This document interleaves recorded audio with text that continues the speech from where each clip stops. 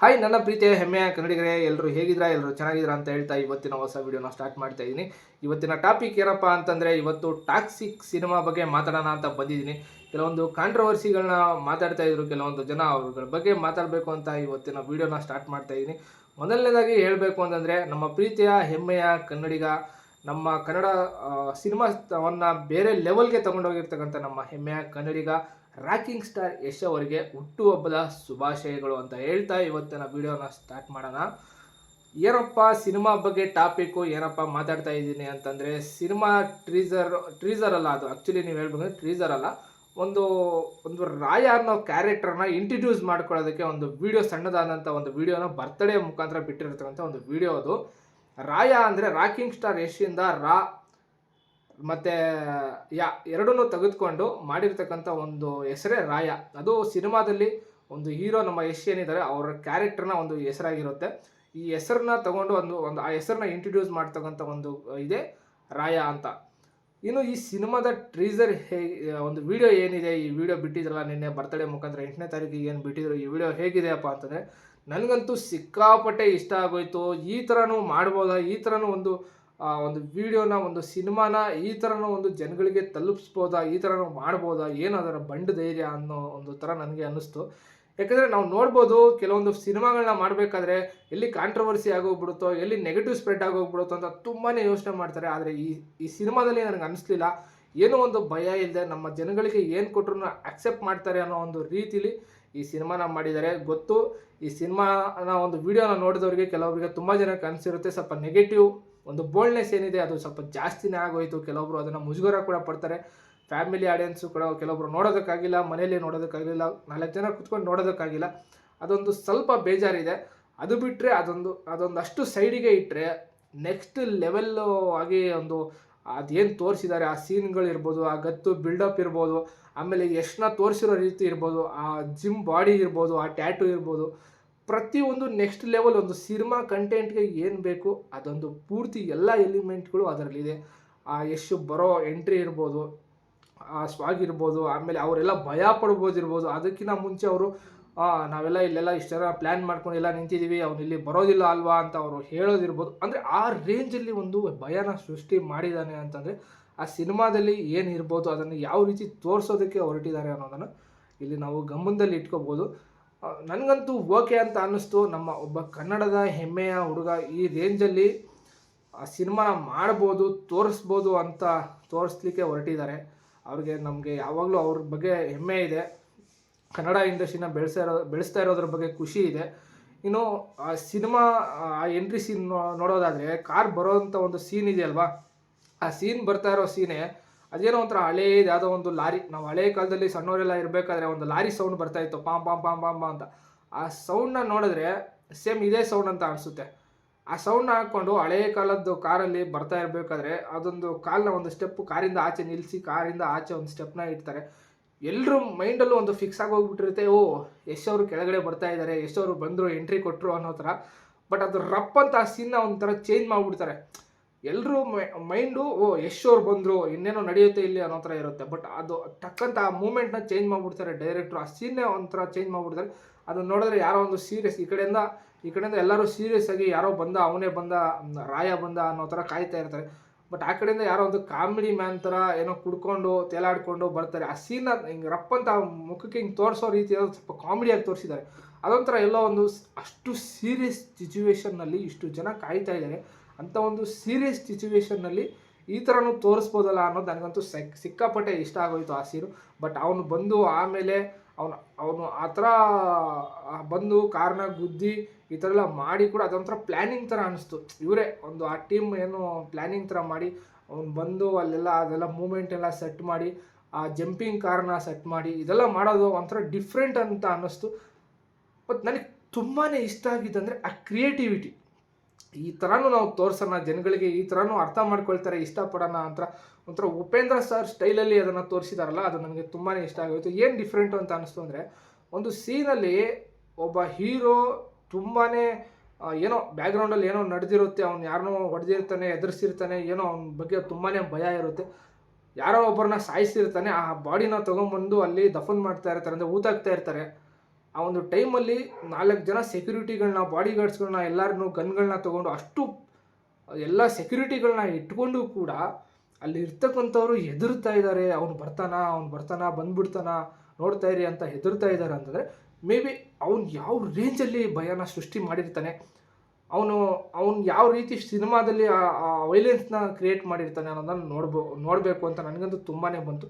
ಇಷ್ಟೊಂದು ಭಯಪಟ್ಟು ಇಲ್ಲಿ ಕಾಯ್ತಾ ಇರ್ತಕ್ಕಂಥ ಜನಗಳಿಗೆ ಯಾರೋ ಒಬ್ಬ ಬಂದು ಆ ಸೀನಲ್ಲಿ ಈ ಥರನೂ ಒಂದು ಬೋಲ್ಡಾಗಿ ನಡ್ಕೊಂಡು ತೋರಿಸ್ಬೋದು ಅಂತ ಇದೆಯಲ್ಲ, ಅಂದರೆ ಅಷ್ಟು ಟೆನ್ಷನಲ್ಲಿ ಇಲ್ಲಿ ಕಾಯ್ತಾ ಇದ್ದಾರೆ. ಇವನು ಎಷ್ಟು ಅಲರ್ಟಾಗಿ ಬರ್ಬೋದು. ಎಲ್ಲ ಸಿನಿಮಾಗಳಲ್ಲಿ ನಾನು ನೋಡಿರ್ತೀನಿ, ಇಲ್ಲಿ 4 ಜನ ಕಾಯ್ತಾ ಇರ್ತಾರೆ ಅಂದರೆ ಇವನು ಅಲರ್ಟಾಗಿ ಎಲ್ಲ ಫುಲ್ಲು ಟಿಪ್ ಟಾಪಾಗಿ ಆಗಿಬಿಟ್ಟು ಎಲ್ಲ ಗಿನ್ನು ಎಲ್ಲ ಹಿಡ್ಕೊಂಡು ಎಲ್ಲೋ ಒಂದು ಕಡೆ ಬಚ್ಚಿಟ್ಕೊಂಡು ಇಲ್ಲಿದ್ದಾರ ಅಂತ ಬರೋದ್ರಲ್ಲಿ ನಾವು ತುಂಬ ಸಿನಿಮಾಗಳಲ್ಲಿ ನೋಡಿದ್ದೀನಿ. ಇದನ್ನೇ ನಮ್ಗೆ ತೋರಿಸ್ಕೊಟ್ಟಿರೋದು ಸಿನಿಮಾಗಳಲ್ಲಿ. ಇಷ್ಟು ದಿವಸ ಕೆಲವೊಂದು ಸಿನಿಮಾಗಳಲ್ಲಿ ಇಷ್ಟೇ ನಮಗೆ ತೋರಿಸ್ಕೊಟ್ಟಿರುತ್ತೆ. ಆದರೆ ಈ ಸಿನಿಮಾದಲ್ಲಿ ಬಂದು ಕೂಡಲೇ ಒಂದು ಕಾರ್ನ ನಿಲ್ಲಿಸಿ ಇಷ್ಟೊಂದು ಟೈಟ್ ಸೆಕ್ಯೂರಿಟಿಯಲ್ಲಿ ಎಂಜಾಯ್ಮೆಂಟ್ ಮಾಡಿಕೊಂಡು ಹೀರೋ ಎಷ್ಟು ಕೂಲಾಗಿದ್ದಾನೆ, ಎಷ್ಟು ಕೂಲಾಗಿ ಹ್ಯಾಂಡ್ಲ್ ಮಾಡ್ತಾ ಇದ್ದಾನೆ, ಅವನ ತಲೆಯಲ್ಲಿ ಬೇರೆ ಏನೂ ಇಲ್ಲ ಅನ್ನೋ ಥರ ತೋರಿಸಿರೋದು ನನಗೆ ಇದೇ ಸಿನಿಮಾದಲ್ಲಿ ಕಾಣಿಸಿದ್ದು.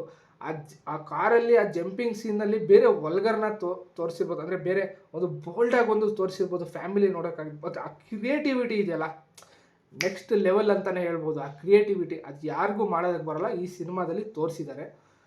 ಅದನ್ನು ಹೇಳೋದಕ್ಕೆ ಆಗಲ್ಲ, ಈ ಥರನೂ ತೋರಿಸ್ಬೋದಾ ಅಂತ. ಅದನ್ನು ಜನ ಖುಷಿ ಪಡಬೇಕು. ಕೆಲವೊಬ್ಬರು ನಾನು ನೋಡಿದೆ, ನಮ್ಮ ಕನ್ನಡದ ಯೂಟ್ಯೂಬರ್ಸ್ಗಳು, ದೊಡ್ಡ ಯೂಟ್ಯೂಬರ್ಸ್ಗಳು ಏನೋ ಒಂದು 20 ವರ್ಷದಿಂದ ಕನ್ನಡ ಸಿನಿಮಾವನ್ನು ರಿವ್ಯೂ ಮಾಡ್ತಾ ಇದ್ದಾರೆ ಅನ್ನೋ ಥರ.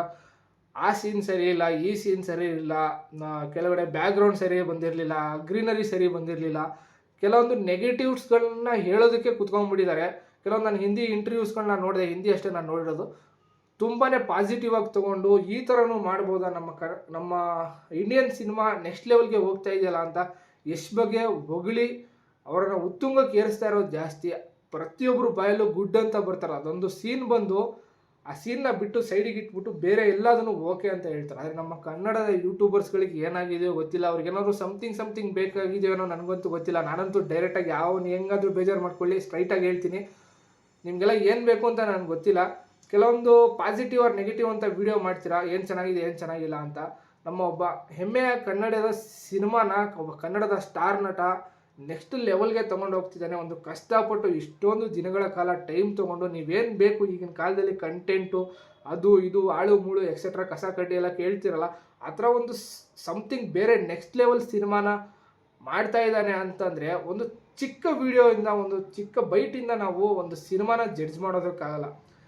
ಮೇ ಬಿ ಅಲ್ಲಿ ನೆಗೆಟಿವ್ ಆಗಿ ತೋರಿಸಿರ್ಬೋದು, ಅಂದರೆ ಒಂದು ಬೋಲ್ಡ್ನೆಸ್ ಸೀನ್ನ ತೋರಿಸಿರ್ಬೋದು. ಮೇ ಬಿ ಸಿನಿಮಾದಲ್ಲಿ ಆ ಸೀನ್ ಇಲ್ಲದೆ ಇರ್ಬೋದು, ಓಕೆನಾ, ಬರ್ತಡೇಗೋಸ್ಕರನೇ ಮಾಡಿರ್ಬೋದು, ಇಲ್ಲ ಇದೊಂದೇ ದೃಶ್ಯ ಆಗಿರ್ಬೋದು. ಇಡೀ ಸಿನಿಮಾನೇ ಆ ಥರ ಇದೆ ಅಂತ ನಾವು ಹೇಳೋದಕ್ಕಾಗಲ್ಲ. ಬೇರೆ ಏನೋ ಸೀನ್ ಇರ್ಬೋದು, ಇಲ್ಲ ಬೇರೆ ಏನೋ ಒಂದು ಕಲ್ಪನೆ ಇರ್ಬೋದು, ನಾವು ಹೇಳೋದಕ್ಕಾಗಲ್ಲ. ಒಂದೇ ಒಂದು ವಿಡಿಯೋಯಿಂದ ನಾವು ಸಿನಿಮಾನ ಈ ರೀತಿ ಮಾಡ್ಬೋದು ಆ ರೀತಿ ಮಾಡ್ಬೋದು ಅಂತ ನಾವು ಜಡ್ಜ್ ಮಾಡೋದಕ್ಕಾಗಲ್ಲ. ಒಬ್ಬ ಯೂಟ್ಯೂಬರ್ ನೋಡಿದೆ, ಕನ್ನಡದ ಫೇಮಸ್ ಯೂಟ್ಯೂಬರ್, ಅವನು ಬೇರೆ ಒಂದು 2-3 ಚಾನಲ್ನ ಕ್ರಿಯೇಟ್ ಮಾಡ್ಕೊಂಡು ಒಂದು ಚಾನಲಲ್ಲಿ ಒಂಥರ ವಿಡಿಯೋ ಮಾಡ್ತಾನೆ, ಪಾಡ್ಕಾಸ್ಟ್ ವಿಡಿಯೋ ಮಾಡ್ತಾನೆ, ಫೋನ್ಗಳ ಬಗ್ಗೆ ಇದ್ರ ಬಗ್ಗೆ ವಿಡಿಯೋ ಮಾಡ್ತಾನೆ. ನೆಕ್ಸ್ಟು ಇನ್ನೊಂದು ಚಾನಲ್ ಏನೋ ಮಾಡ್ಕೊಂಡಿದ್ದೆ, ಸಿನಿಮಾ ಬಗ್ಗೆ ವೆರೈಟಿ ಮಾತುಗಳನ್ನ ಆಡ್ತಾ ಇರ್ತಾನೆ. ಅವರು ಇತ್ತೀಚೆಗೆ ನಾನು ನೋಡ್ತಾ ಇರೋದು ಸಿನಿಮಾ ಬಗ್ಗೆ ಮಾತಾಡ್ತಾರೆ. ಬಟ್ ಅವ್ರು ಹೆಂಗೆ ಜಡ್ಜ್ ಮಾಡಿಬಿಟ್ರು ಅಂದರೆ, ಸಿನಿಮಾ ಹಿಂಗೆ ಮಾಡಿಬಿಟ್ಟಿದ್ದಾರೆ, ಹಂಗೆ ಮಾಡಿಬಿಟ್ಟಿದ್ದಾರೆ, ಬ್ಯಾಕ್ಗ್ರೌಂಡಲ್ಲೆಲ್ಲ ಈಗ ಗ್ರೀನ್ ಪರ್ದೆ ಎಲ್ಲ ಹಾಕ್ಕೊಂಡು ಮಾಡ್ತಾರಲ್ಲ ಸಿನಿಮಾನ, ಆ ಥರ ಎಲ್ಲ ಹಾಕಿ ಮಾಡಿಬಿಟ್ಟಿದ್ದಾರೆ ಅನ್ನೋ ಒಂದು ಥರ ಮಾತಾಡ್ಬಿಟ್ರು ಆ ಸಿನಿಮಾನ. ನನಗೆ ಏನು ಗುರು, ಎಷ್ಟು ವರ್ಷದಿಂದ ನೀನು ಸಿನಿಮಾದಲ್ಲಿ ಕೆಲಸ ಮಾಡ್ತಾ ಇದೆಯಾ ಅನ್ನೋ ಒಂಥರ ಆಗೋಗ್ಬಿಡ್ತು. ನೀನೇ ಹೋಗ್ಬಿಟ್ಟು ಅಲ್ಲೇನೋ ಚಾನ್ಸ್ ಇಸ್ಕೊಂಡು ಸಿನಿಮಾನ ಬೆಟರಾಗಿ ಮಾಡಿಬಿಡು ಹೋಗು ಅಂತ ಅನ್ನೋಷ್ಟು ತಲೆಗೆ ಬಂದುಬಿಡ್ತು. ಯಾಕಂದರೆ ಸಿನಿಮಾ ಅಷ್ಟು ಕಷ್ಟಪಟ್ಟು ಮಾಡಿರ್ತಾರೆ, ಒಂದು ಸೀನಿಂದ ನಾವು ಜಡ್ಜ್ಮೆಂಟ್ ಮಾಡಬಾರ್ದು. ಓಕೆ, ನೆಗೆಟಿವ್ನ ಹೇಳಬೇಕು, ಬಟ್ ನೆಗೆಟಿವ್ನ ನಮ್ಮ ಕನ್ನಡದ ಹೆಮ್ಮೆಯ ಸಿನಿಮಾ, ನಮ್ಮ ಸಿನಿಮಾಗೆ ಥಿಯೇಟ್ರ್ಗಳು ಸಿಗ್ತಾ ಇರಲಿಲ್ಲ, ಹೊರಗಡೆ ರಾಜ್ಯಕ್ಕೆ ಅಷ್ಟು ಒಂದು ಬೇಡಿಕೆ ಇರಲಿಲ್ಲ. ಅಂಥ ಒಂದು ಟೈಮಲ್ಲಿ ಒಂದು ಬೇಡಿಕೆ ಬರ್ತಾ ಇದೆ, ಒಂದು ಸಿನಿಮಾನ ರೆಕಗ್ನೈಸ್ ಮಾಡ್ತಾ ಇದ್ದಾರೆ ಜನ ಅಂತಂದರೆ ನಾವು ಆಲ್ಮೋಸ್ಟ್ ಪಾಸಿಟಿವ್ ಆಗಿ ಮಾತಾಡಬೇಕು.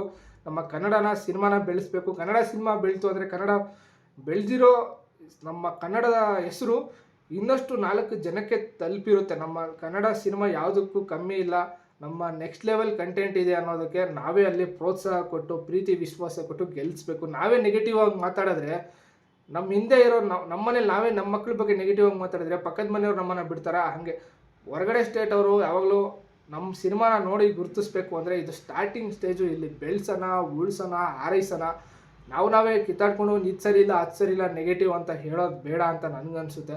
ಆಲ್ಮೋಸ್ಟ್ ನನ್ನ ಪ್ರಕಾರ ಓಕೆ ಎಲ್ಲನೂ ಚೆನ್ನಾಗಿತ್ತು, ಬಟ್ ಅದೇನು ಸ್ವಲ್ಪ ಏನದು ಒಂದು ಆ ಸೀನ್ಗಳನ್ನ ಕೆಲವೊಂದು ಏನು ಇಟ್ಟಿದ್ದಾರೆ ಅದು ಪೂರ್ತಿ ಸಿನಿಮಾದಲ್ಲಿ ಇಲ್ಲದೇ ಇದ್ದರೆ ತುಂಬ ಚೆನ್ನಾಗಿರುತ್ತೆ. ಯಾಕಂದರೆ ಕೆಲವೊಂದು ಫ್ಯಾಮಿಲಿ ಬಂದು ನೋಡ್ತಾ ಇರ್ತಾರೆ, ಅಂಥವ್ರಿಗೆ ಎಲ್ಲೊಂದು ಸ್ವಲ್ಪ ಡಿಸ್ಟರ್ಬೆನ್ಸ್ ಆಗುತ್ತೆ ಅಂತ ಅನಿಸುತ್ತೆ. ಮತ್ತು ಕೆಲವೊಂದು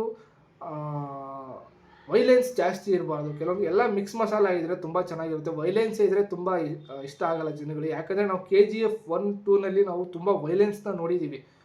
ಇದರಲ್ಲಿ ಬೇರೆ ಏನೋ ಸಮಥಿಂಗ್ ಬೇರೆ ಇದ್ದರೆ ಜನಗಳಿಗೆ ಇಷ್ಟ ಆಗುತ್ತೆ, ತುಂಬ ಹತ್ತಿರ ಆಗುತ್ತೆ ಅಂತ ಅನಿಸುತ್ತೆ. ಮತ್ತು ನೆಕ್ಸ್ಟ್ ಬಂದು ಮ್ಯೂಸಿಕ್ ಬಗ್ಗೆ ಬಂದರೆ, ಮ್ಯೂಸಿಕ್ ನನಗೆ ಅಷ್ಟೊಂದೇನೋ ಇಷ್ಟ ಆಗಲಿಲ್ಲ ಗುರು. ಯಾಕಂದರೆ ನಿಜವಾಗ್ಲೂ ಹೇಳ್ತಾ ಇದ್ದೀನಿ, KGF 1, KGF 2ನಲ್ಲಿ ನಾವು ಆಲ್ಮೋಸ್ಟ್ ಈ ಥರ ಮ್ಯೂಸಿಕ್ಗಳನ್ನ ಸಿಕ್ಕಾಪಟ್ಟೆ ಕೇಳಿಬಿಟ್ಟಿದ್ದೀವಿ.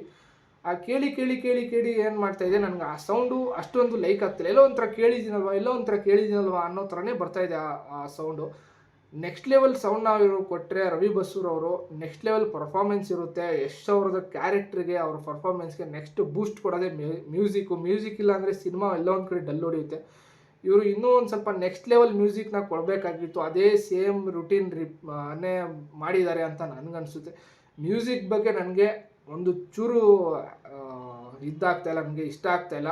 ನೆಕ್ಸ್ಟ್ ಲೆವೆಲ್ ಮ್ಯೂಸಿಕ್ ಇರಬೇಕಾಗಿತ್ತು ಅಂತ ನನಗೆ ಅನಿಸ್ತಾ ಇದೆ. ಇನ್ನು ಬಿಟ್ಟು ಯಶ್ ಅವ್ರ ಪರ್ಫಾರ್ಮೆನ್ಸ್ ಇರ್ಬೋದು, ಆ ಮೇಕಿಂಗ್ ಇರ್ಬೋದು, ಪ್ರತಿಯೊಂದು ನನಗೆ ಓಕೆ ಅಂತ ಅನ್ನಿಸ್ತು.